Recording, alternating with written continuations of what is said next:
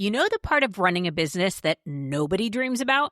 Payroll, HR, paperwork. The stuff that somehow eats your entire afternoon, and even though you've wasted hours on it, you're still not even sure you did any of it right. And look, I don't pretend to be an expert in that part of running a business, but I do know this.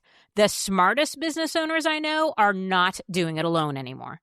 Gusto is an online payroll and benefits software built for small businesses. It's all in one, remote-friendly, and incredibly easy to use, so you can pay, hire, onboard, and support your team from anywhere. We're talking automatic payroll tax filing, simple direct deposits, benefits, 401ks, basically all the things that feel complicated made not complicated. Gusto is trusted by over 400,000 small businesses and ranked #1 payroll software by G2. So this isn't some obscure tool. It's what people are actually using when they'd rather grow their businesses than get buried in paperwork. Try Gusto today at gusto.com/TIWW and get 3 months free when you run your first payroll. That's 3 months of free payroll at gusto.com/TIWW. One more time, gusto.com/TIWW. Predator Badlands, now streaming on Hulu and Hulu on Disney+. Here, you're not the predator. You're the prey. Prey. Prey. Prey. Prey. Prey. Prey. Prey. Critics are saying it's epic, stunning, and breathtaking. Many have come here. None have survived. Predator Badlands, now streaming on Hulu and Hulu on Disney+, rated PG-13.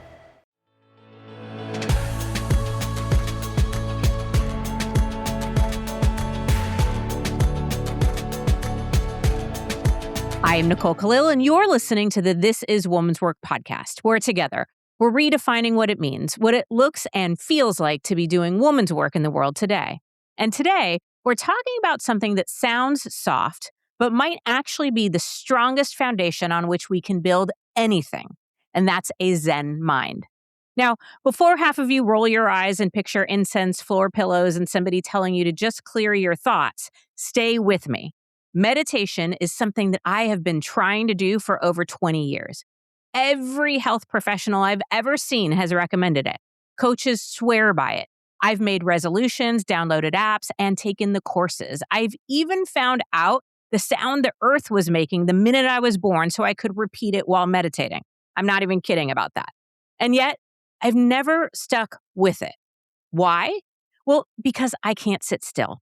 I don't have 30 spare minutes floating around. My brain does not, under any circumstances, go blank. Something or someone always distracts me. But if I'm being really honest, those are the excuses. The real reason is I don't like doing things that I'm not immediately good at, which is mildly embarrassing to admit given how often we talk around here about growth, discomfort, and redefining success. The problem isn't that I'm bad at meditation. It's that I am trying to be good at it, to do it right, to win some sort of prize, optimize the hell out of it, make it look and feel successful. Look at me. I've turned even stillness into a performance. And I'm guessing I'm not the only one. We think we're supposed to silence every thought, have a breakthrough every time, emerge enlightened and unbothered. And if that doesn't happen, we assume we failed. Meanwhile, we're walking around dysregulated, burnt out, reacting instead of responding, disconnected from ourselves and our inner knowing. So we're going to unpack some myths about meditation. We're going to trade perfectionism for regulation and explore how presence can become the foundation for our purpose.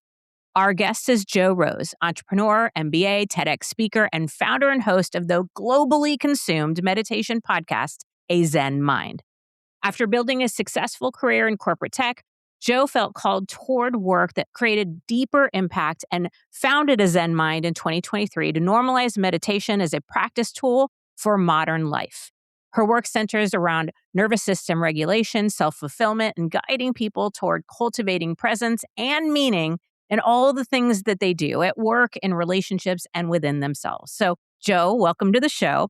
And I want to point out that you didn't start in meditation. You started in corporate tech, and you're also an entrepreneur. So I feel like you must have some empathy for how hard it can feel to slow down, to make time, to be quiet and still. So I'd love to start by asking you to just share some tips around how do we meditate? How do we create a Zen mind in our everyday lives? Yeah, for sure. Well, thank you, Nicole. I'm so happy to be talking about this with you today. I think there is such a misconception around meditation. This is what I've seen in my life, both professionally and personally.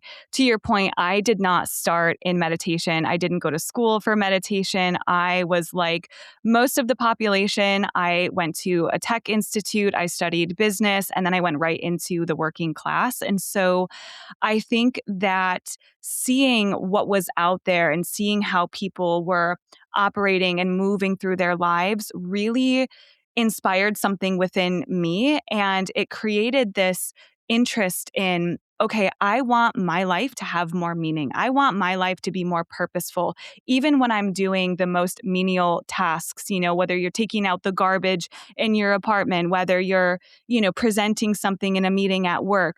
There are opportunities to do everything with presence, with purpose, and to really let that infuse your relationships with others and with yourself. So I think that one of the biggest myths that we see really is that you have to be in ideal circumstances when you are sitting down to meditate, right? We think about meditation as you're sitting on a beach, it's nice and quiet, it's beautiful, there's no distractions around you, your mind is clear, and everything is perfectly zen. And that is just not the reality, right? I mean, that's not the reality. Meditation is more of a mindset in my eyes. I see it as something that you can do in conversations with people. I see it as something that you can do when you're fully engaged in your hobbies, in whatever it might be, just doing it with full presence, full awareness, and not letting your mind take you to the past, take you to the future, take you elsewhere other than where you are. And I find that when we approach anything with that mindset, we end up feeling more purposeful in every single thing that we do. Okay.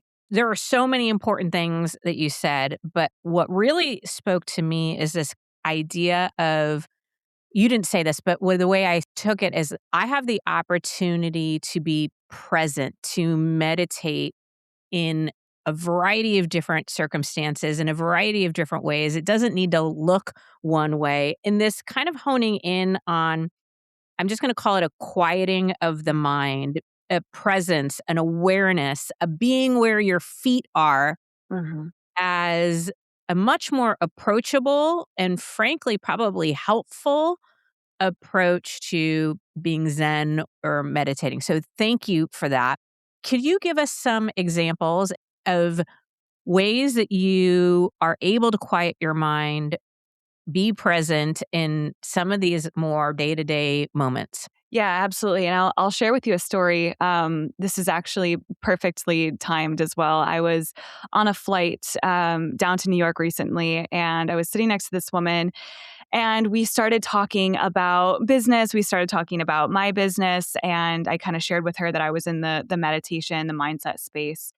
And she said to me what I've heard so many people say. And she said, I just can't meditate. It's just not for me. It just doesn't work for me. And she said, I just don't have the quiet. I don't have the time for it. And I'm just listening to her, and I'm really, really listening to her while she's sharing this with me. And she says, so what about you? Like, how do you meditate? Like, are you probably like super, super Zen? She literally said those exact words.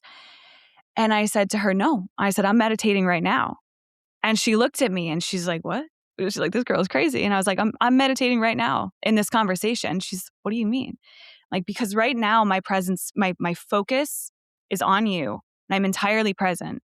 So I'm actively listening to you. I'm not thinking about what I'm going to say. I'm not turning your words into a story of my own. I'm so focused in on what you're saying. I'm entirely listening to you, right? There's turbulence. There's people moving about the cabin. There's things that are happening, right?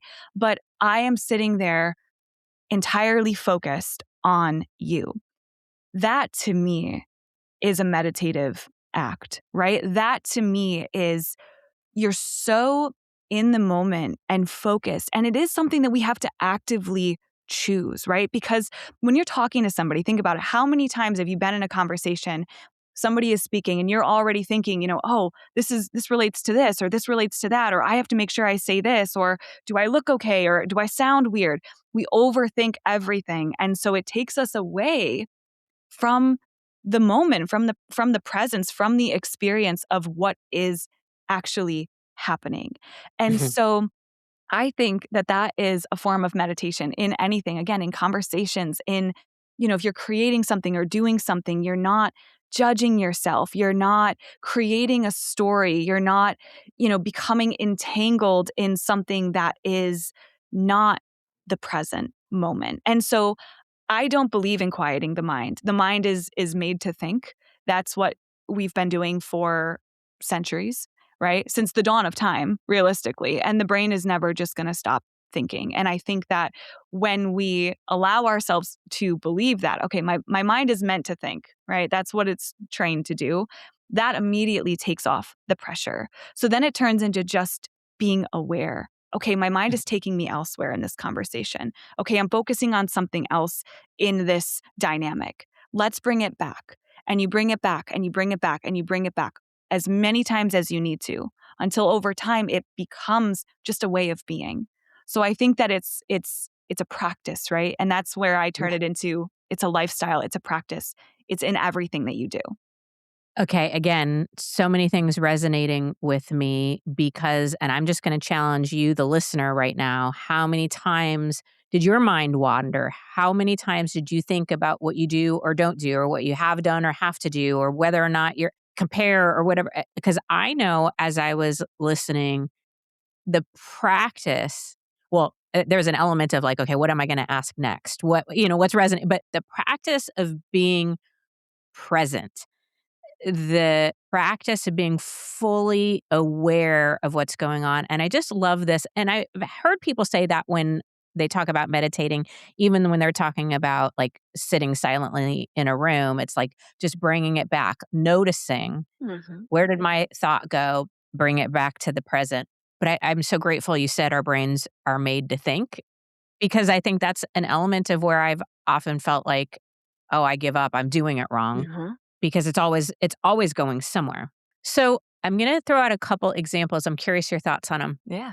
I have found, oddly, and I am not a runner, I hate running. I often say I only run when something's chasing me, and yet when I let go of any expectation about how far I'm running or how fast I'm running or how long any of those things, when I go for a walk or when I go for a run, I have found often that to me ends up being one of the more meditative experiences.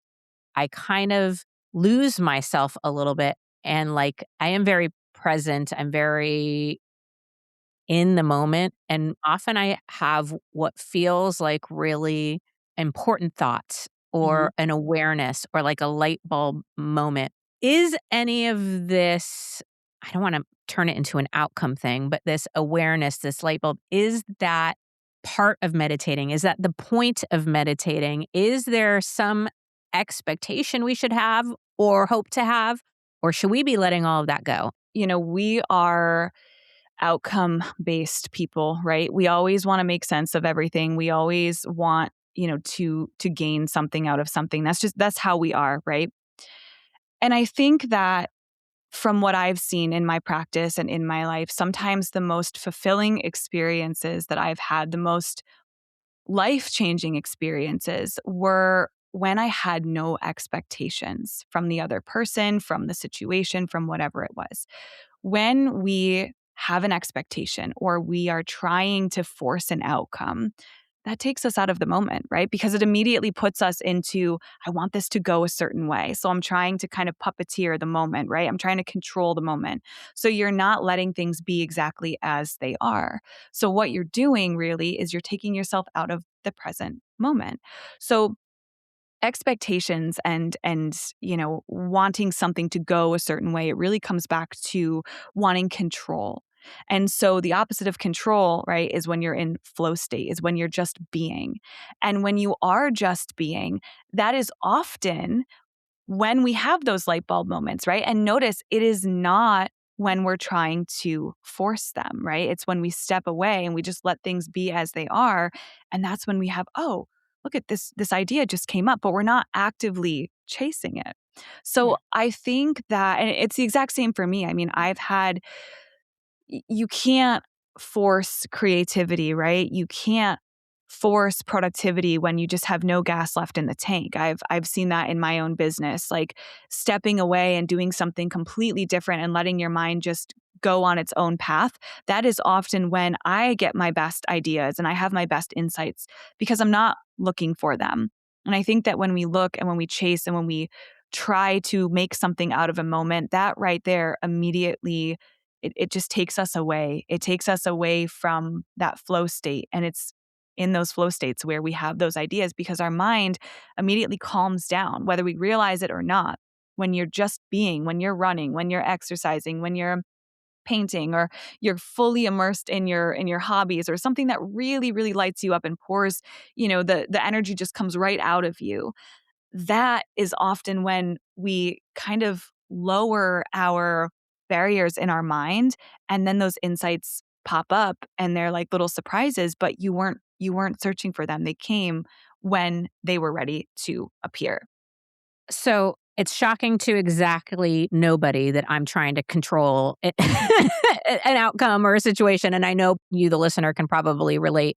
But this is really resonating with me. It's almost ironic, right? We're trying to force an outcome, force creativity, force intuition. And what you're saying is to create presence and to allow, right? It's the difference between forcing versus allowing. And that's not to say that when you're just being or when you're allowing, you're going to get whatever it is that you want.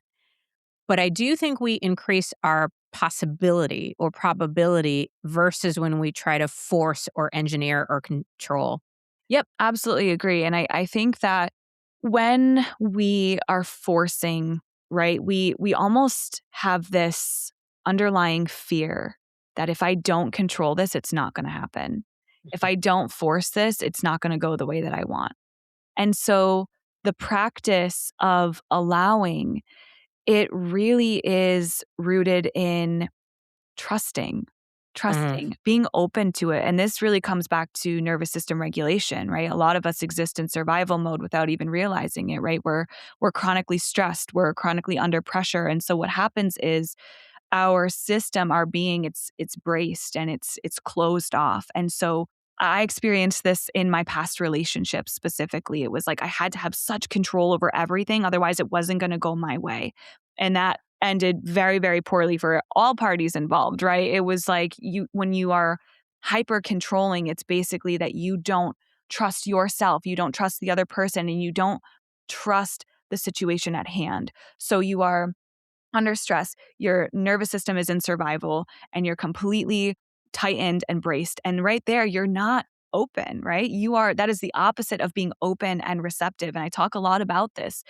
Being open and receptive, it comes from a regulated nervous system where you allow things to be as they are. And you know that there's safety in your body, that there's safety in your presence. And if something doesn't go your way, you can regulate yourself through it. It's not going to be the end of the world. We often think, if this situation doesn't go the way that I had planned, I'm going to collapse, right? If I don't get this job, if I don't get that promotion, if this doesn't work out for me, then I am going to tank. I'm going to collapse. It's going to be like a falling star, right? You're just going to be completely torn apart.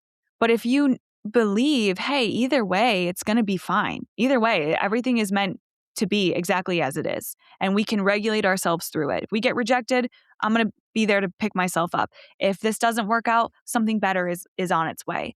That mindset, it's more than a mindset. It's a mindset first, but then it's almost a physical reaction afterwards. And then that gets embedded into your nervous system where you truly feel open and receptive.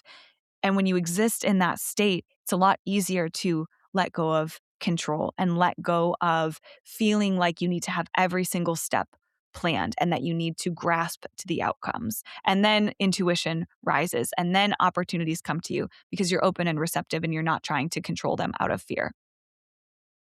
Sorry to break in, but this part matters. Rate the show, share it, and support the sponsor so I can keep making episodes worth interrupting you for.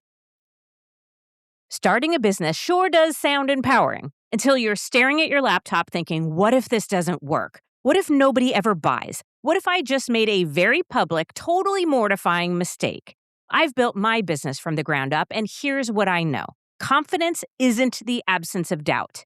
It's building in the face of it. And that is a lot easier to do when you have the right infrastructure behind you. Shopify is the commerce platform behind millions of businesses around the world and 10% of all e-commerce in the US, from brands just getting started to household names. With hundreds of ready-to-use templates, Shopify helps you build a beautiful online store that actually matches your brand. It's packed with helpful AI tools that write product descriptions, page headlines, and even enhance your product photography. And you can create email and social media campaigns to find your customers without needing to hire a full marketing department. It's time to turn all of those what ifs into with Shopify today. Sign up for your $1 per month trial today at shopify.com/TIWW. Go to shopify.com/TIWW. Again, that's shopify.com/TIWW. I had one of those I'm a relatively capable person, so why the hell can I not figure this out moments recently. I'm staring at a tax form, tabs open everywhere, trying to figure out paperwork details that I definitely was never trained to handle. And I know I'm not alone in that. That's why so many business owners stop trying to DIY this stuff. Gusto is online payroll and benefits software built for small businesses. It's all-in-one, remote-friendly, and incredibly easy to use, so you can pay, hire, onboard, and support your team from anywhere. It handles things like payroll taxes, benefits, workers' comp, all the details that normally eat up your time and energy. And you can save even more time with built-in automated tools like offer letters, onboarding docs, direct deposit, and more. Try Gusto today at gusto.com/TIWW and get 3 months free when you run your first payroll. That's 3 months of free payroll at gusto.com/TIWW. One more time, gusto.com/TIWW. Does it ever feel like you're a marketing professional just speaking into the void? But with LinkedIn ads, you can know you're reaching the right decision makers, a network of 130 million of them, in fact. You can even target buyers by job title, industry, company, seniority, skills, and did I say job title? See how you can avoid the void and reach the right buyers with LinkedIn ads. Spend $250 on your first campaign and get a free $250 credit for the next one. Get started at linkedin.com/campaign. Terms and conditions apply. Joe, I think myself included, we need to rewind and re-listen to that multiple times. I mean, it was a yes, yes, and yes. I define confidence as firm and bold trust in self. And I often think people think confidence is knowing how to get what you want or that everything works out. And the deepest level of trust is knowing that you'll be okay no matter what. Mm-hmm. Knowing that everything happens for a reason and you are valuable and inherently worthy exactly as you are in this moment. To me, that is like the purest, deepest level of trust. And what you just said is so aligned. And I think really, truly what we ultimately want. So, okay, we all know what it is to be dysregulated, right? Every single one of us has experienced that. When you were talking about it, it's like my shoulders come up to my ears or like that feeling of bracing, being clenched. Talk to us about what feeling regulated, and I can't imagine anybody is regulated 100% of the time, but talk to us about what feeling and being regulated, what does that experience feel like? Yeah. Yeah, it's a great question. And I would say, I talk openly about this with my community as well. You know, I would say I live most of my life in a regulated state, and I've done so by kind of curating a lifestyle and boundaries and routines and things that really, really resonate with my nervous system. And it's been years of this type of intentional work that has allowed me to really show up in my life in a regulated way.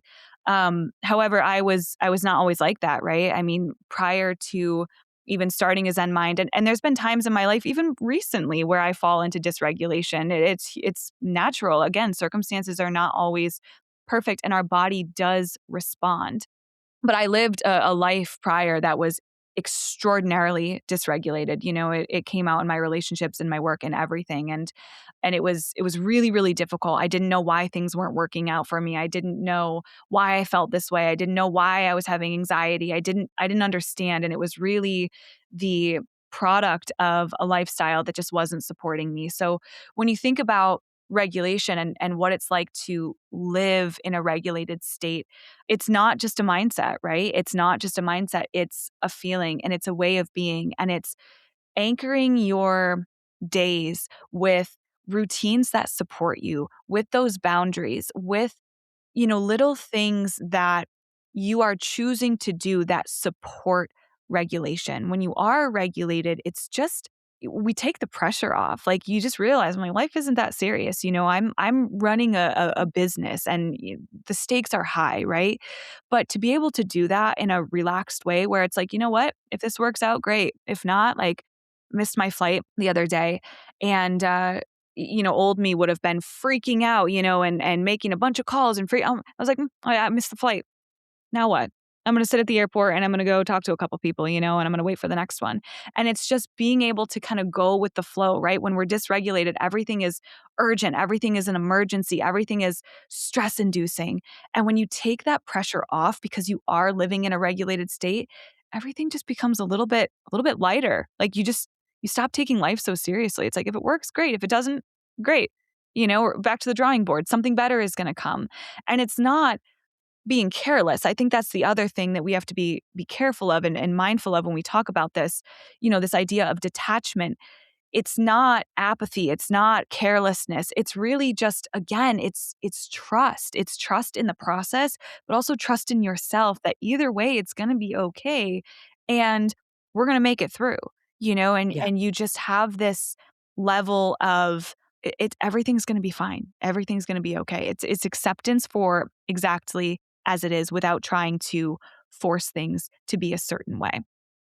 I want to hone in on this concept of routines that support you, basically creating an environment in which we live that supports our regulation as opposed to constantly contributing to our dysregulation, which is, I think, the environment most of us live in.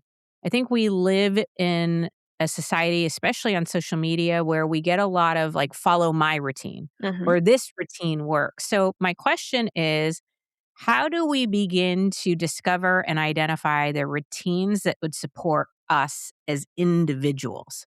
Yep. Yeah, it's a really great question. I think it's a lot of experimentation first and foremost. It's knowing yourself, right? If you are, let's say, not a morning person, right? Don't force yourself to get up at 5 a.m. to meditate. It's not going to work, right? It's just not going to work. I was listening to advice from a male entrepreneur and very, very, powerful in this space. And something that he said was, every single day I get up at 5 a.m. and I go to bed at 9 p.m. every single day. That's my routine. And I tried to follow it thinking like, oh, maybe that's going to, optimize my productivity. Within like 2 or 3 weeks, I was like, no way. I was just more tired on one day. I wanted to sleep in, right? Or I had a late night. I was up working late and I needed to put a couple more hours in. And so what happens, I think, is that people, they try these things and then they fall off. And then comes the doubt. I'm not good at this. This isn't meant for me. Whatever, it's not going to work. And that's what we all do, right? We try something, we think it's going to work, we try it for a week or 2 weeks, and then it doesn't work out. And then we think that it's a direct hit to our own identity. We can't do this. It's not meant for us. So I think the first thing is really getting to know yourself and being true about who you are, getting real with yourself and doing that self-discovery. A lot of people that I've met, I realized they don't have that awareness. They're avoiding something, right? And being truthful and vulnerable and authentic with yourself, that is the first step in actually mastering yourself, actually mastering your routines, knowing what works for you. I think that there's some blanket statements that we can all say, right? We shouldn't be eating as much processed foods, right? We shouldn't have as much screen time as we do as a society. There's things that we can do that we can replace in our life and that we can curb in a way that supports the greater population for sure.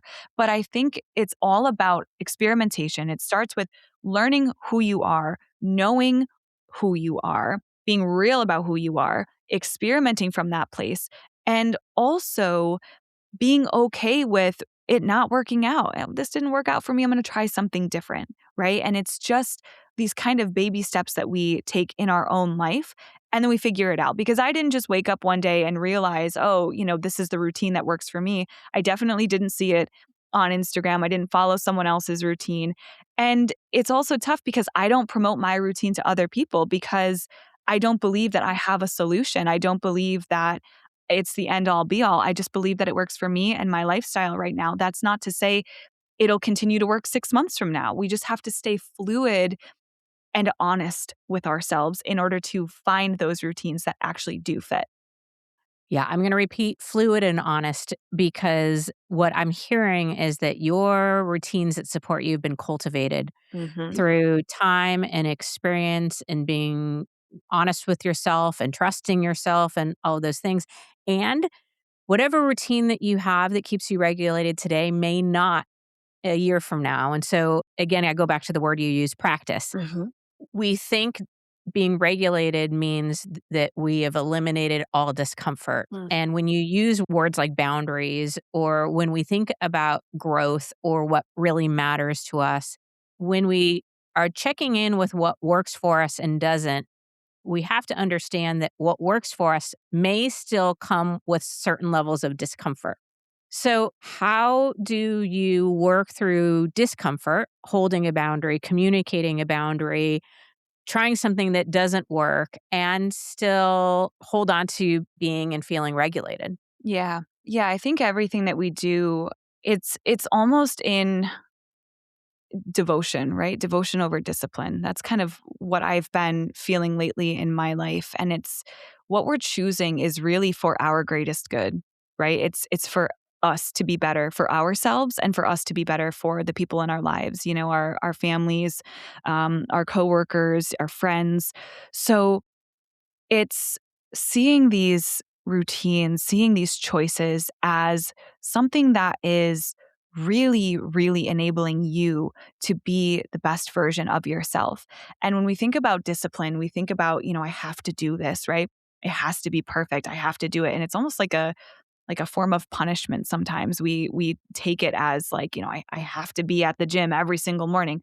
But when we kind of rewrite that narrative and we see it as a devotion to you being your best self, again, it takes the pressure off. It turns it into, I don't want to say easier, but it's just something that we can lean into a little bit Mm. more, as opposed to doing it out of obligation or pressure or feeling like it has to be done this way.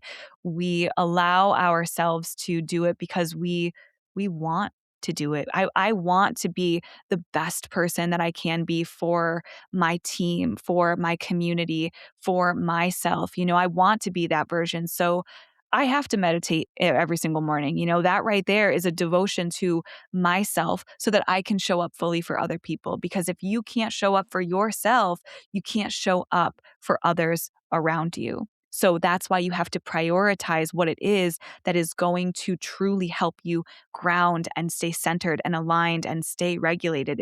It's far deeper than doing it out of obligation or pressure. And it really does come back to devotion of you being your greatest self. I'm going to hold on to that. The devotion over discipline, that really speaks to me. I think discipline, we often beat ourselves up Mm-hmm. about, or we're not enough, or whatever, versus devotion, that just is much more inspiring. I'll say that. Mm-hmm. When we think about testing routines that support us, for those of us like me who want to meditate and want to make this part of our routine, but haven't had success in the past because of all the reasons, right? Any ways or ideas or tips that we can begin to develop this devotion, to practice meditating in our day-to-day lives? Yeah. Yeah, I think, one of the first things that I would tell anybody, anybody who is even dabbling in meditation or just trying to live their life with more presence and purpose is just, again, being fully there, right?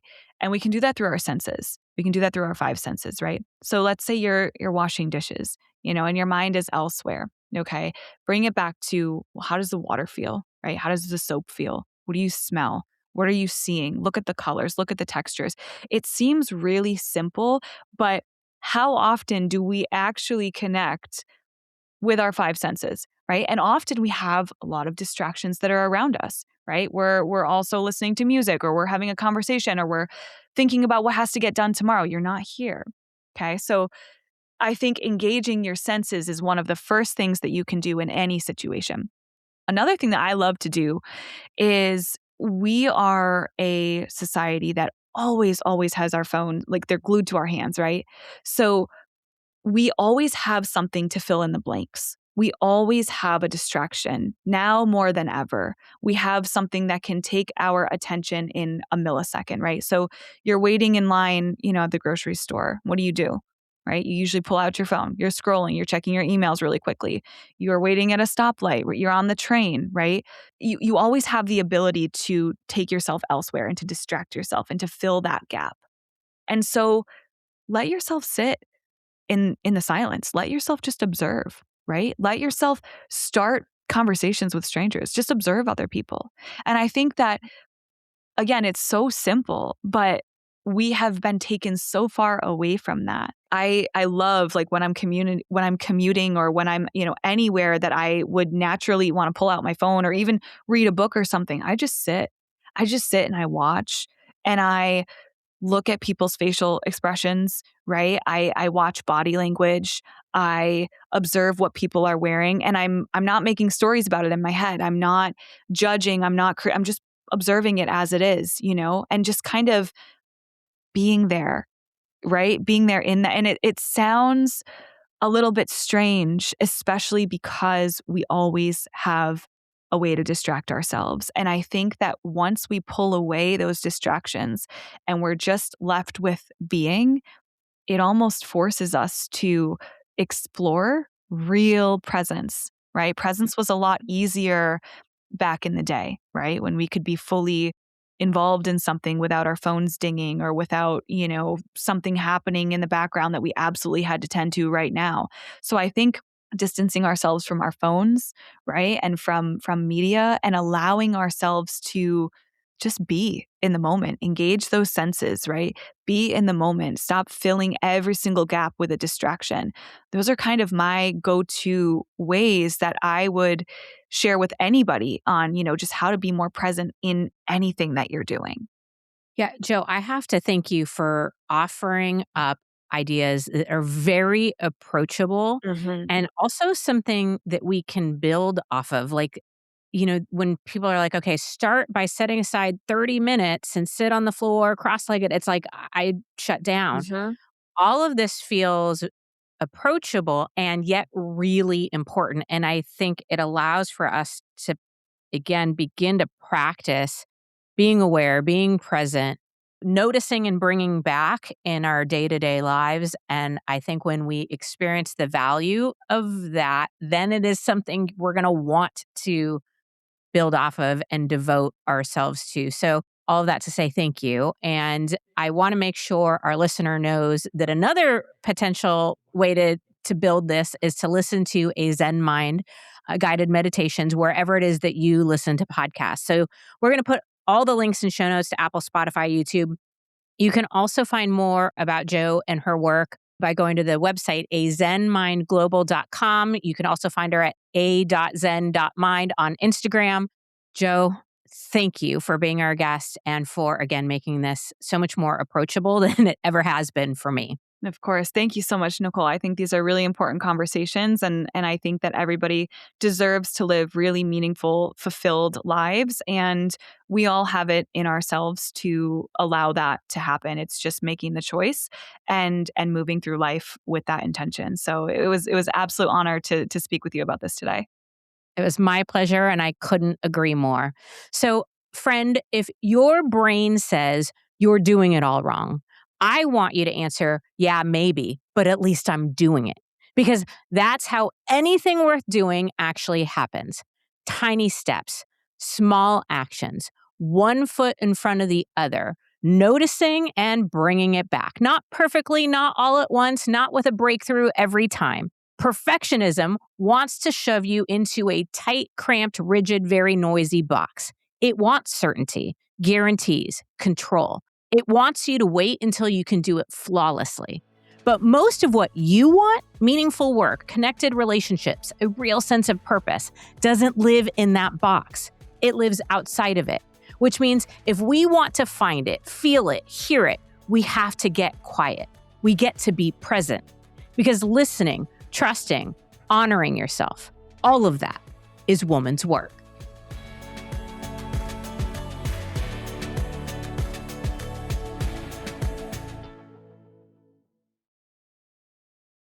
Starting a business can seem like a daunting task, unless you have a partner like Shopify. They have the tools you need to start and grow your business. From designing a website to marketing to selling and beyond, Shopify can help with everything you need. There's a reason millions of companies like Mattel, Heinz, and Allbirds continue to trust and use them. With Shopify on your side, turn your big business idea into... Sign up for your $1 per month trial at shopify.com/special offer. There's fishing. And then there's fishing. Out here, you're after dinner. Online, hackers are after your data. They'll bait you with fake emails, lookalike sites, anything to lure you in. But with Cisco Duo's end-to-end phishing-resistant access control, every login, every device, every user stays protected. Looks like no one's biting today. Cisco Duo. Phishing season is over. Learn more at duo.com. Grown-ups, if there's a child in your life who is interested in, curious about, or fascinated by people and places from history, then my podcast, The Past and the Curious, might just be a hit in your home. From the invention of microscopes to world-traveling dogs to fashions of the 1890s, gold rush ghost towns, and audiences going wild for walking competitions, we've got a little bit of it all. Hosted by children's author and museum educator Mick Sullivan, that's me. The show is fun, funny, engaging, honest, and beloved by kids and parents alike. Find The Past and the Curious at all the usual podcast places. Are you earning and investing in the stock market? In real estate? How about in relationships? Are you earning and investing in your life? I'm Doc G, semi-retired hospice physician and host of the Earn and Invest podcast, where we have the 201 or next level conversations about money and life.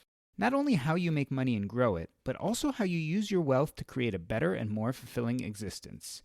Join us every Monday and Thursday wherever you listen to fine podcasts.